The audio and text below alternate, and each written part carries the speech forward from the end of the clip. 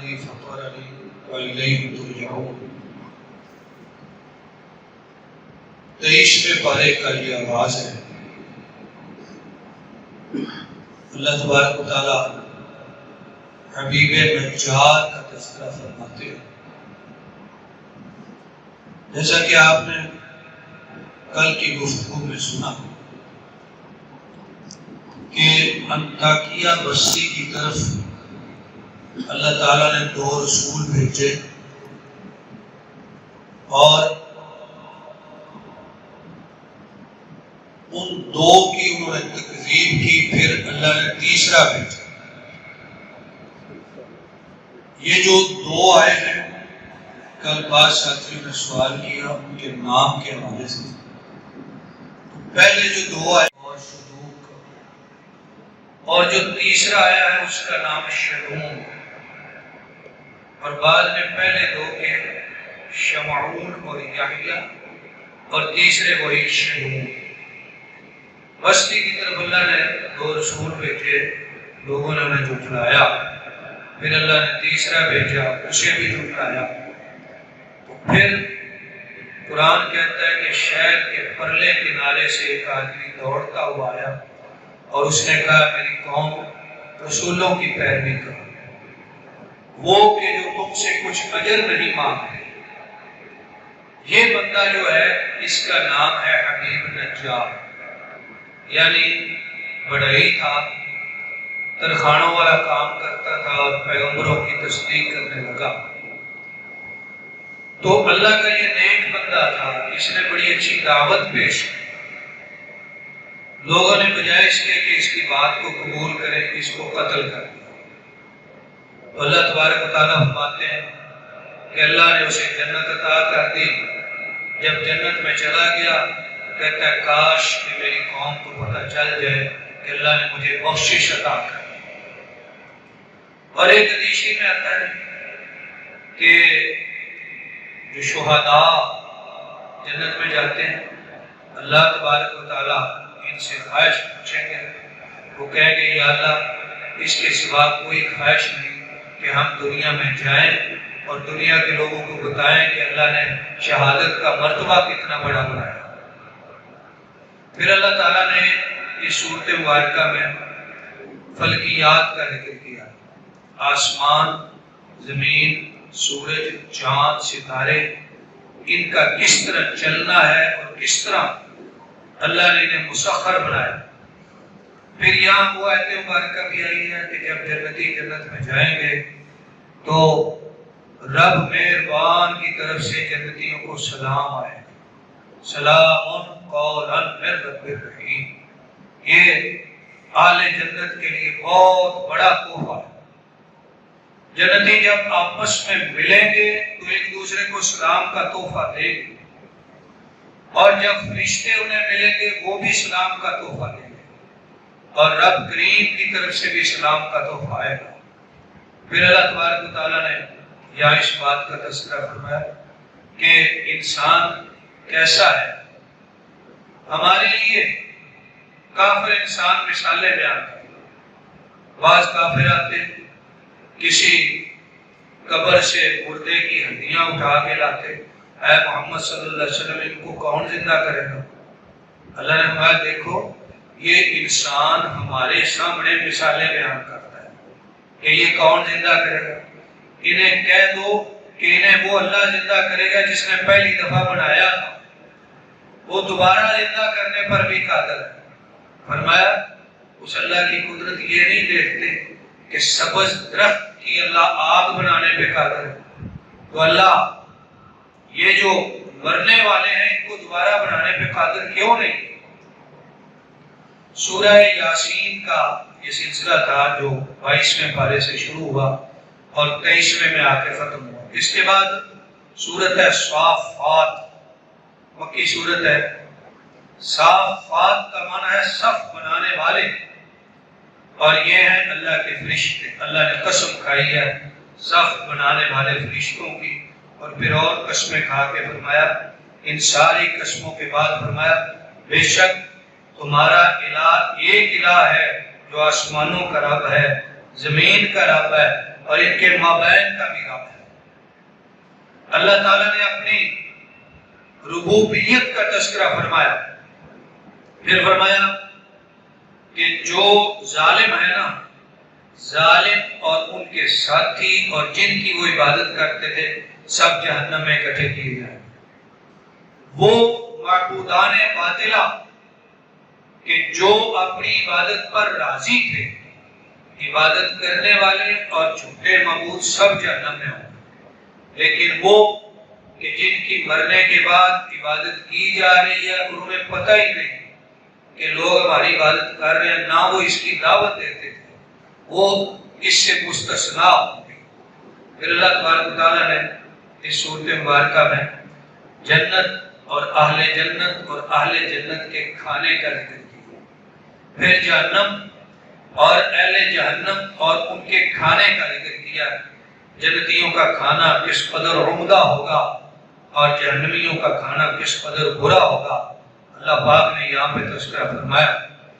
پھر حضرت نوح علیہ السلام کا ذکر آیا ہے کہ حضرت نوح نے ہمیں پکارا، ہم کتنے ہی پیارے ہیں پکار قبول کرنے والے، اللہ نے اپنے بارے میں کہا۔ اللہ کے نبی اور رسول سب اللہ کے نیک بندے اللہ کو پکارتے تھے، لہذا کسی انسان کی بہت بڑی نادانی ہوتی ہے، بڑی غفلت ہے، تو وہ کہتا ہے کہ ہم اللہ کو کیا پکارے، ہم تو بڑے گناہ گار ہیں، اللہ ہماری کہاں سنے گا۔ اللہ تو خود کہتا ہے، ابھی آپ اگلے پارے میں آئے گا، یا عبادی الذین اسرفوا علی انفسہم، اے میرے وہ بندوں جنہوں نے اپنے نفسوں پہ اسراف کیا، یعنی میرے گناہگار بندوں مجھے پکارو۔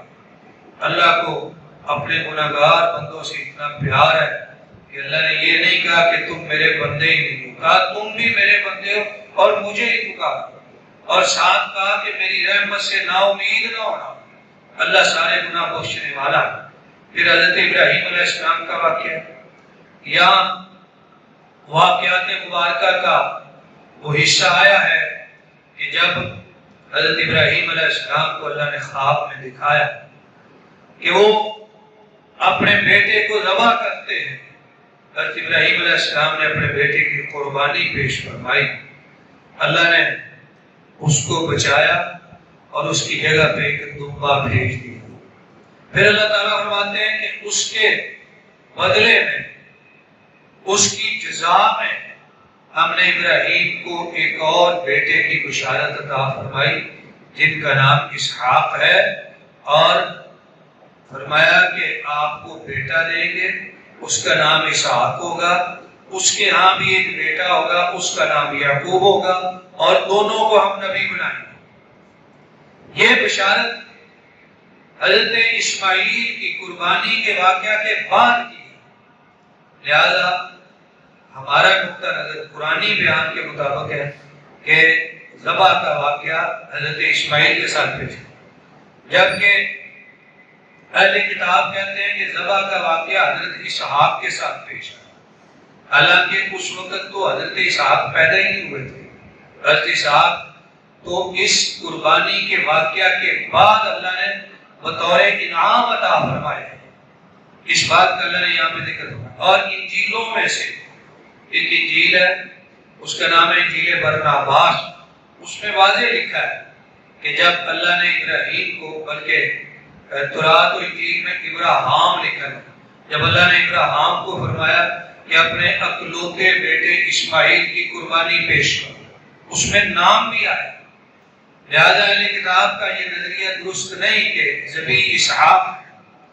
پھر اللہ نے یہاں پہ چند انبیاء کا ذکر کیا، حضرت یونس علیہ السلام کا تذکرہ اور واقعات مبارکہ کا وہ حصہ ہے کہ جب حضرت یونس علیہ السلام کو مچھلی نے اللہ کے حکم سے باہر نکال دیا اور وہ ایک چٹیل زمین پر پڑے تھے، ان کے جسم کی کھال گل گئی تھی مچھلی کے اندر رہ، تو جب وہاں انہیں نکالا تو ان پر مکھیاں بیٹھنے لگیں، تو اللہ تعالیٰ نے فوراً کدو کی ایک بیل پیدا کر دی، اگا دی، جس کے سائے میں وہ لیٹے رہے اور بڑی جلدی انہیں صحت عطا فرمائی۔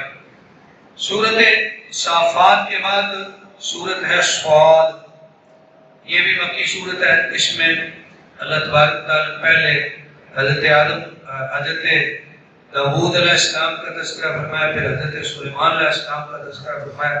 حضرت سلیمان کی بادشاہت کا ذکر فرمایا، ان کی دعا کا ذکر فرمایا، یا اللہ نے ان کی دعا ذکر کی ہے، دعا کی پروردگار مجھے ایسی بادشاہت دے دے جس جیسی کسی کو نہ ملی ہو۔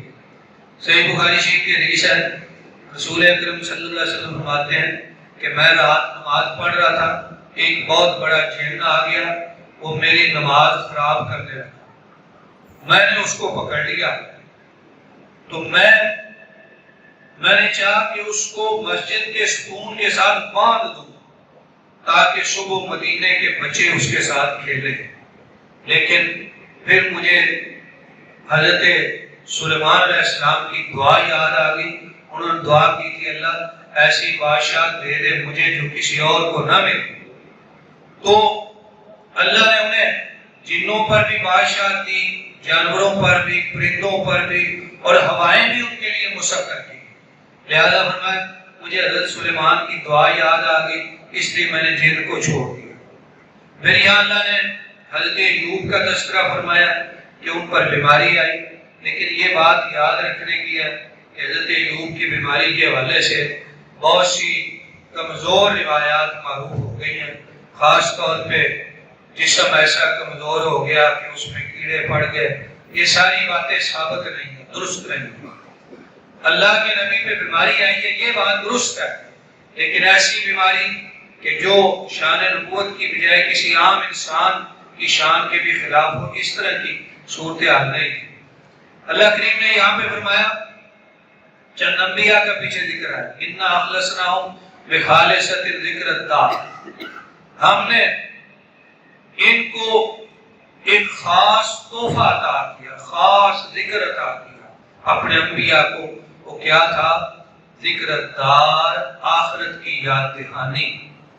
لہذا کسی بھی انسان کے لیے سب سے اعلیٰ ذکر، خالص ذکر اور ضروری ذکر یہ ہے، ذکر کا معنی یاد، کہ اسے آخرت یاد رہے، یہ سب سے زیادہ ضروری ہے۔ حدیث شریف میں آتا ہے راس الحکمت مخافت اللہ، حکمت و دانائی کی اصل یہ ہے کہ کسی کو خوف خدا سے ہو، تو سب سے خاص ذکر اللہ کا ذکر اور آخرت کی یاد۔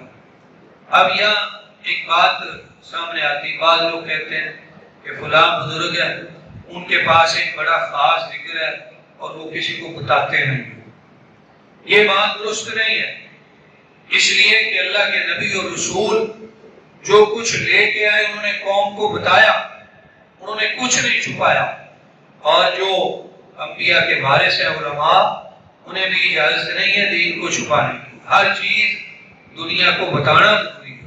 یہ کہنا کہ انہوں نے اپنے پاس کوئی خاص چیز رکھی ہے بتاتے نہیں ہیں، یہ درست نہیں ہے۔ اللہ فرماتے ہیں ہم نے انہیں خالص ایک وظیفہ عطا کیا، اور وہ کیا تھا؟ آخرت کی یاد دہانی۔ سورہ سعد کے بعد تھوڑا سا حصہ ہے سورہ زمر کا، مکی سورت ہے، اس میں اللہ تعالیٰ نے شروع سے اپنی قدرتوں کا بیان فرمایا، اور یہاں یہ فرمایا کہ جو اللہ کے سوا دوسروں کی عبادت کرتے ہیں وہ کہتے ہیں کہ ہم ان کی عبادت اس لیے کرتے ہیں کہ یہ ہمیں اللہ کے تھوڑا سا قریب کر دیتے ہیں۔ دوسرے لفظوں میں یوں سمجھنا چاہیے، لوگ کہتے ہیں کہ ہماری ان کے آگے اور ان کے اللہ کے آگے، تو یہ جو نظریہ ہے قرآن نے اس کو درست تشریح نہیں کیا، بلکہ ہر ایک اللہ کا قرب حاصل کر سکتے۔ جیسے ابھی میں نے گزارش کی کہ اللہ تو اپنے گناہگار بندوں کو خود بلا بلا کے کہتے ہیں اے میرے گناہگار بندو تم بھی میرے بندے ہو اور میری رحمت سے نا امید نہ ہونا، مجھ سے دعا کرو میں تمہارے گناہ معاف کر دوں گا۔ لہذا اللہ کی ذات کے سامنے کسی کو وسیلہ بنانا، کسی بندے کو یہ سمجھنا کہ ہماری دعا نہیں سنتا، یہ نہایت کمزور عقیدہ ہے۔ پھر اللہ کریم نے فرمایا میرے بندوں کو کہہ دیں کہ صبر کرنے والوں کو ان کا اجر بے حساب دیا جائے گا، اور حدیث شریف میں آتا ہے کہ یہ جو روزہ ہے یہ بھی صبر ہے، روزے کا پورا مہینہ صبر کا مہینہ، اور روزہ صبر کی ایک اعلیٰ مثال ہے۔ اس کا مطلب یہ ہوا کہ روزے داروں کے لیے بھی اجر بے حساب ہوگا۔ اس لیے دعا کرنی چاہیے کہ اللہ ہمیں بھی ایسے روزے داروں میں شامل فرمائے۔ سورۃ مبارکہ کا بیان جاری ہے، لیکن یہاں پہ پہنچ کے یہ جو 23واں پارہ ہے یہ اپنے اختتام کی طرف پہنچتا ہے۔ یا اللہ تبارک و تعالیٰ فرمایا، اللہ کے جو نیک بندے ہیں جب اللہ کا قرآن سنتے ہیں تو ان کے دلوں میں کبھی تاری ہو جاتی ہے، ان کے جسم بھی جھک جاتے ہیں، ان کے دل بھی جھک جاتے ہیں اللہ کے ذکر کے سامنے۔ لہذا اصل یہ ہے، پیچھے آپ نے سنا تھا 19ویں پارے میں عباد الرحمن کی صفات میں اللہ فرماتے ہیں سورۃ فرقان میں کہ میرے بندے وہ ہیں جو میرا ذکر سن کے گونگے بہرے ہو کے گر نہیں جاتے بلکہ غور و فکر کرتے ہیں۔ لہذا یہ مضمون بھی اس کے ساتھ ملتا جلتا ہے۔